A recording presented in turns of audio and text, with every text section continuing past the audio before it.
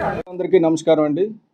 ఈరోజు నేను ఫైల్ చేసిన కేసు తాలూకా వివరణ, ఎందుకంటే విశాఖపట్నంలో ఉన్న పర్యావరణం గురించి, ముఖ్యంగా కంబాలకొండ చుట్టూ జరపతలపెట్టిన డేటా సెంటర్స్ గురించి కోర్టులో ఏం జరిగిందో మీకు చెప్పాలనే ఉద్దేశంతో ఈ మీడియా సమావేశం ఏర్పాటు చేయడం జరిగింది. మీ అందరికీ తెలుసు, బిల్ నంబర్ 137 ఆఫ్ 2026 నేను ఫైల్ చేయడం జరిగింది ఒక నెల రోజుల క్రితం.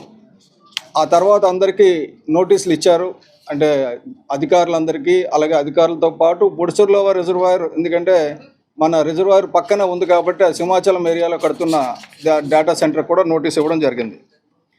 ముఖ్యంగా నేను అడుగుతున్నది ఏంటంటే, దేశంలో ఉన్న మన పర్యావరణ చట్టాలని ఫాలో అవుతున్నారా లేదా అన్నది ఉద్దేశమే తప్ప వేరే ఆలోచన ఏం లేదు. దేశంలో ఉన్న పర్యావరణ చట్టాలని ఫాలో అవ్వమని అడుగుతున్నాం. అలాగే వైల్డ్ లైఫ్ యాక్ట్ని, ఎందుకంటే కంబాలకొండ దగ్గర ఉన్న పరిసర ప్రాంతాల్లో కంబాలకొండ అనేది wildlife sanctuary. Wildlife శాంచురీకి ఒక పర్యావరణ నిబంధన ఉంది. ఏమంటే దాని చుట్టూ 10 కిలోమీటర్ల రేడియస్లో ఏది కూడా కన్స్ట్రక్షన్ చేయకూడదని. 10 కిలోమీటర్ల రేడియస్ అంటే నేను ఆల్రెడీ అక్కడ పెట్టించాను అవతల. ఇది 5 కిలోమీటర్ల రేడియస్ అండి. ఈ 5 కిలోమీటర్ల రేడియస్లో, అంటే 1 కిలోమీటర్ రేడియస్లోనే ముడిసర్లోవా రిజర్వాయర్ ఉంది, 2-3 కిలోమీటర్ల రేడియస్లోనే తుర్లవాడ ఉంది. సో ఈ 2 డేటా సెంటర్స్ కూడా 5 కిలోమీటర్ల లోపల వచ్చాయి. బేసిక్ ఏంటంటే, ఇలాగ 10 కిలోమీటర్ల వరకు మీరు చూసినట్టయితే ఇది సింహాచలం కొండ, ఇలాగ పచ్చడి కొండలన్నీ ఉన్నాయి కదా. ఈ పర్యావరణం నిలబడాలంటే మనకి ఈ గ్రీన్ ఏరియా అంతా కూడా కంబాలకొండ అండి. కంబాలకొండ చుట్టూ ఒక 1 కిలోమీటర్ అయితే నో కన్స్ట్రక్షన్ జోన్ కింద ఉంటుంది. 10 కిలోమీటర్స్ వరకు ఏంటంటే ఇండస్ట్రీస్ రాకూడదు.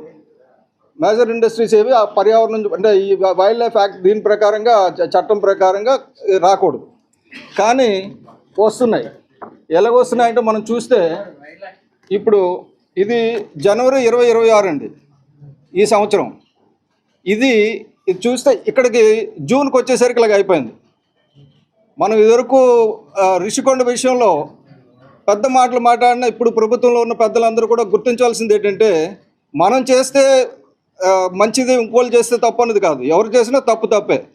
ఇది 100% ఈ ప్రభుత్వం చేస్తున్న తప్పు, విధ్వంసం. ఈ విధ్వంసం కూడా ఎంత అంటే, ఈ కొస నుంచి ఈ కొస వరకు కొట్టేశారు కదండి. ఇవన్నీ దారులన్నీ కూడా ఈ తుర్లవాడ కొండ నుంచి గంభీరంగడ్డ రిజర్వాయర్కి వెళ్తుంది. ఇప్పుడు ఆల్రెడీ విశాఖపట్నం చూసాం, ముడిసర్లోవా రిజర్వాయర్ ఎండిపోయింది. ఎందుకు ఎండిపోయిందంటే, అటుపక్క క్యాచ్మెంట్ ఏరియాలో కన్స్ట్రక్షన్స్ వస్తున్నాయి, ఇటు కంబాలకొండ వైపు, ఇటు సింహాచలం వైపు కూడా క్యాచ్మెంట్ ఏరియాలో కన్స్ట్రక్షన్స్ వస్తున్నాయి. సో నేను కోర్టులో కేసు వేసి యుద్ధం చేయడం ఒకటి. నేను రిక్వెస్ట్ చేసింది ఏంటంటే, మన ఈ ప్రభుత్వ అధికారులు కానీ, రాకపోతే ఈ ప్రాజెక్ట్ కడుతున్న వాళ్ళు కానీ, మీరు ఈ దేశంలోని చట్టాలను ఉల్లంఘించకండి.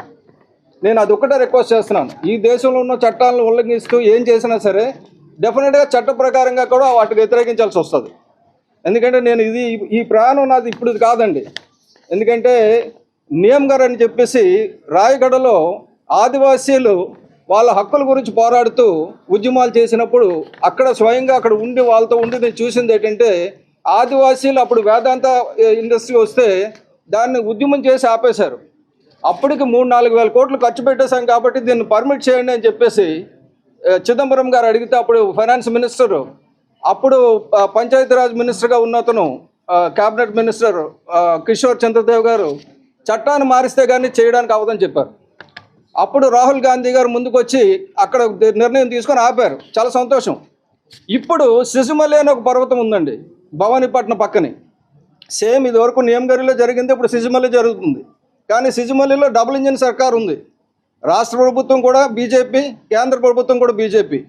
అక్కడ ఆదివాసీలు చాలా ఇబ్బందులు పడుతున్నారు. నిన్న చూసాం మనం, ఆదివాసీలు గిన్నిస్ బుక్ ఆఫ్ వరల్డ్ రికార్డ్స్లో ఎక్కారు, బాగుంది. కానీ వాళ్ళ బతుకులు గిన్నిస్ బుక్ ఆఫ్ వరల్డ్ రికార్డులు ఎక్కడం లేదు, వాళ్ళు డాన్సులు ఎక్కుతున్నాయి. ఇది నేను అన్ని ప్రభుత్వాలని, అంటే కేంద్ర ప్రభుత్వాన్ని, రాష్ట్ర ప్రభుత్వాన్ని, ఒరిస్సా ప్రభుత్వాన్ని కూడా నేను అడుగుతున్నా. డెఫినెట్గా వాళ్ళ తరపున ఎవరు నిలబడడానికి రాలేదు. మొన్న సిజుమలి వచ్చేసరికి, నియమగిరి వచ్చేసరికి అందరూ వచ్చారు, అడ్డారు. కానీ సిజుమలి వచ్చేసరికి బీజేపీ రాష్ట్ర ప్రభుత్వంలో ఉంది, బీజేపీ కేంద్ర ప్రభుత్వంలో ఉంది, వాళ్ళు అడ్డడంలా. కానీ ఇదివరకు రాష్ట్ర ప్రభుత్వంలో ఉన్న బీజేపీ అడ్డుతుందంటే వాళ్ళు అడ్డడంలా. ఇదివరకు దీన్ని ఆపేసిన ఇందిరా కాంగ్రెస్ పార్టీ రాహుల్ గాంధీ అడ్డుతారంటే వాళ్ళు ఆపడంలా. ఎందుకంటే అందరికీ కూడా ఫండ్స్ ఇస్తున్నారు వేదాంత వాళ్ళు. ఆ ఫండ్స్ ఎక్కడి నుంచి ఇస్తున్నారు? ఈ మైన్స్ తవ్వే ఇస్తున్నారు. ఆ మైన్స్ ఇప్పుడు పిఎం ఖనిజ క్షేత్ర కళ్యాణ్ యోజన అని ఒకటి ఉంది. ఆ పిఎం ఖనిజ క్షేత్ర కళ్యాణ్ యోజన అంటే గిరిజన కళ్యాణం కాదండి, మైనింగ్ మాఫియా కళ్యాణం. వాళ్ళ రోడ్ల గురించి సిజిమాలి మొత్తం గ్రామాన్ని తీసేసి గ్రామం మీద నుంచి 80 అడుగుల రోడ్డు వేస్తారట. ఆ 80 అడుగుల రోడ్డు దేనికంటే ఆదివాసీల కళ్యాణానికి. ఆదివాసీలకి 80 అడుగుల రోడ్డు ఎందుకండి? వాడికి తాగునీరు ఉంటే చాలు, చిన్న కాలినడకని వెళ్ళే తోవ ఉంటే చాలు. కానీ ఇదంతా కూడా గిరిజనుల డబ్బులు ఖర్చు పెట్టి, అది డిస్ట్రిక్ట్ మైనింగ్ ఫండ్ ఖర్చు పెట్టి రోడ్లు ఎవరి గురించి చేస్తున్నామంటే we're laying the roads for the mining companies. కాబట్టి అక్కడ ఎలాగైతే డబుల్ ఇంజిన్ సర్కార్ ఉందో ఆగిపోయిందో, ఇక్కడ కూడా డబుల్ ఇంజిన్ సర్కారే. కాబట్టి అక్కడ వేదాంత వాళ్ళు వచ్చారు, ఇక్కడ అదానీ వాళ్ళు వచ్చారు. ఇక్కడ అదానీ వచ్చి డేటా సెంటర్ పెడతానంటే హడావిడిగా ఫౌండేషన్ వేశారు. సుప్రీంకోర్టు జడ్జిమెంట్ ఇచ్చింది, మీకు అనుమతులు లేకుండా ఫౌండేషన్ స్టోన్ వేయొద్దని. ఎవరు అనుమతులు తీసుకొని వేశారండి ఫౌండేషన్ స్టోన్? అక్కడ పర్వత ప్రాంతాల్లో అది చెయ్యొచ్చా? ఎందుకు మీరు పట్టించుకోవడం లేదు? ఎందుకు విశాఖ రాజకీయ నాయకులు నిద్రపోతున్నారు? అంటే భయమా? రాజ్యాంగాన్ని రక్షించడానికి భయం ఉండడానికి వీల్లేదు. నేను రిక్వెస్ట్ చేస్తున్నది ఏంటంటే ప్రజలు తిరుగుబాటు చేయాలి. ఈ రాజ్యాంగాధికారం డెఫినెట్గా ఇలాగ అధికారం ఎవరు పడితే వాళ్ళకి ఇవ్వడానికి లేదు. డెఫినెట్గా నేను ముందుకు వస్తా. నా కంట్రోల్లో ప్రాణం ఉన్నంత వరకు నేను కాదు, ఇది వరకు 2013 కాదు, అంతకు ముందు నుంచి 2008 నుంచి కూడా పర్యావరణం గురించి పనిచేస్తున్నా. ఇప్పుడు నేను పర్యావరణం గురించి నడుము బిగించి ముందుకు వస్తా. ఈ విశాఖపట్నంలో ఇటువంటి గూగుల్ డేటా సెంటర్స్ ఏ వచ్చినా సరే చట్టపరంగా ఎదుర్కొంటాం. ఒకవేళ కోర్టు తీర్పు వస్తే మంచిదే, ఆగితే మంచిదే. ఒకవేళ కోర్టు తీర్పును కూడా వీళ్ళు ఏదైనా తప్పుడు రిపోర్ట్లు ఇచ్చి మేనేజ్ చేస్తే అప్పుడు ప్రజా ఉద్యమం చేపడతాం. దానికి కూడా నేను ముందుంటానని మీ ద్వారా తెలియజేస్తున్నా. అలాగే నేను ఈరోజు ఇక్కడ ఫోటో సెషన్ పెట్టాను, అందులో చూస్తే మీకు అర్థమవుతుంది ఎంత ఏ ఏరియాలో తవ్వుతున్నారు, ఏ ఏరియాలో చేస్తున్నారు అన్నది. అలాగే ఇటువంటి టీషర్ట్స్ యువతకు నేను రిక్వెస్ట్ చేసింది ఏంటంటే, ఇటువంటి టీషర్ట్స్ వేసుకొని మీరు తిరగండి. మీరేం ఉద్యమాలు చేయొద్దు, మీరేం రోడ్లు ఎక్కొద్దు. మీరు say no to data centre because environment is most important. అలాగే ఎవ్రీ వన్ ఫర్ ఎన్విరాన్మెంట్, ఇటువంటి టీషర్ట్స్ వేసుకొని తిరగండి. అంటే అదే మనకి చెప్పాల్సింది. పైకి కోర్టులకు వెళ్ళడానికి మీకు టైం ఉండదు, మీ ఆఫీసులకు వెళ్ళండి, మీరు ఎక్కడికైనా వెళ్ళండి. మా ఊరు నా పర్యావరణం, ఐ ప్రొటెక్ట్ మై ఎన్విరాన్మెంట్, ఇటువంటి స్లోగన్స్ వేసుకొని మీరు వెళ్ళండి. డెఫినెట్గా దీనికి పెద్ద ఉద్యమం జరగబోతుంది.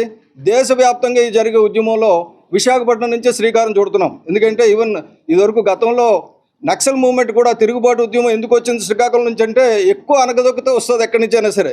ఇప్పుడు నక్సల్స్ని అనగదొక్కేసామంటున్నారు, అనగదొక్కేశారు, కానీ ఆదివాసీలు బాధలు తప్పించారా? లేదు. కాబట్టి ఈ అణగదొక్కడం చాలా తిరుగుబాటు అవుతుంది దేశవ్యాప్తంగా, ఇది మంచిది కాదు.